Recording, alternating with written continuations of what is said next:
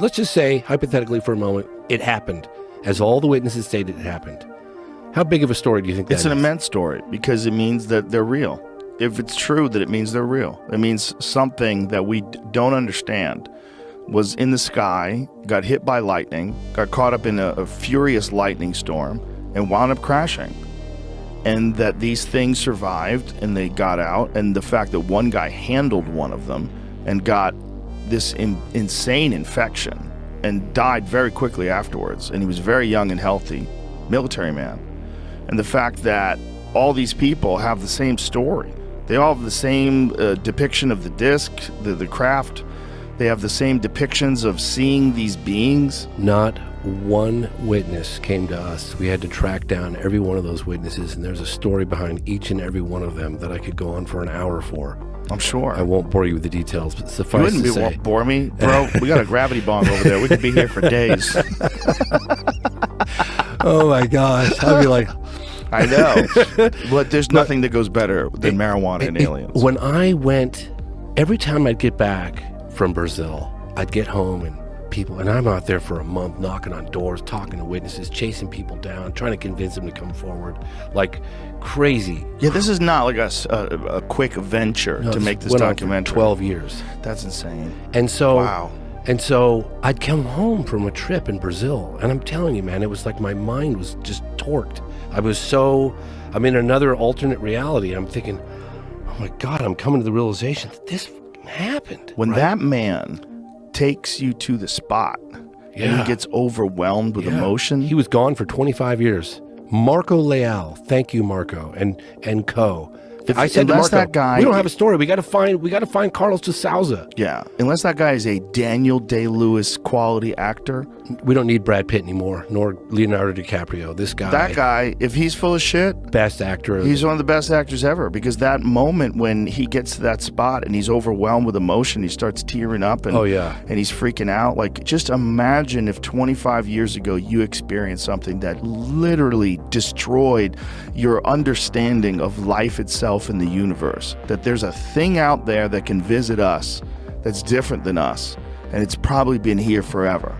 My DP, David West, has been shooting for over 40 years, and he's like, I've never seen anything like that. That's about as legit as I've ever seen. It was so believable. Crying, and I mean, not only that, but it's like the guy disappeared. He's never made a dime off this. He gave one statement 26 years ago to a guy named Claudio Covo. Claudio Covo was an engineer, and he was a researcher, UFO researcher in Brazil. Thank you, may you rest in peace, Claudio Covo. And there was a guy named Uberajara Rodriguez. He was a prominent lawyer. He's also investigated the case. We wouldn't know about this case if it hadn't been for a handful of dogged Brazilian UFO researchers. Pekka Cini deserves credit. This guy named Marco Petit, AJ Javard.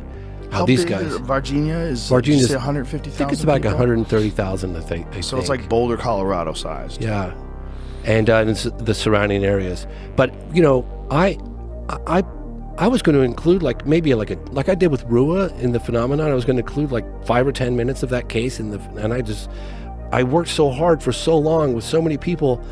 And then I just deleted the whole thing out of the film, and I was like, "Oh God, Marco's going to kill me when he sees this." That I just didn't include any of it because I just couldn't squeeze it in, and there was too much. It was just too much. Well, I'm glad you did it that way, honestly, because Moment of Contact is it's really good. There's a few of these documentaries that I go, God, I shut them off, and I go, oh, if that's real, holy shit! Imagine being those people. Imagine being these people in this small city of 150,000 people, and then something happens and a fucking UFO crashes in a field and people witness it, and everyone is just stuck there. Then the military shuts the town down. Can you see this? Yes.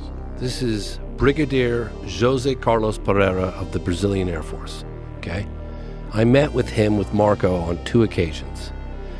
The second occasion was 2000. In front of that camera might be. I'm so better, sorry. Right? Would it be better? This is Jose. Yeah. No. Worse. Okay. This is Jose. You can look him up. Jose Carlos Pereira, Brigadier, Brazilian Air Force. Okay. So Marco and I met with him twice. The second time was 2013. He gave us an interview. Some of it's in the film. And he said, like, I'll talk about the 1986 UFOs over Brazil. I'll talk about the Colares case that happened in the 70s. Phenomenal photographic evidence that's out there. You asked me about Virginia, and this interview is terminated. Whoa. It's like, what? What do you mean terminated? Like, really? So anyway, we do the interview, and I was like, well, I'm not going to ask him, I guess. But when the camera stopped rolling, I was like, please. I mean, Marco and I were begging and pleading with this guy, and I remember looked him dead square in the eyes. I said, I swear on my life, there are no recording devices. There are no cameras rolling. Please tell us about Virginia. Why did you have that reaction to Virginia? Marco was too. We were begging him. I was practically licking this guy's boots, and he's getting prepared to leave, and he's got a driver waiting for him outside. So we were following and pleading with him all the way out there.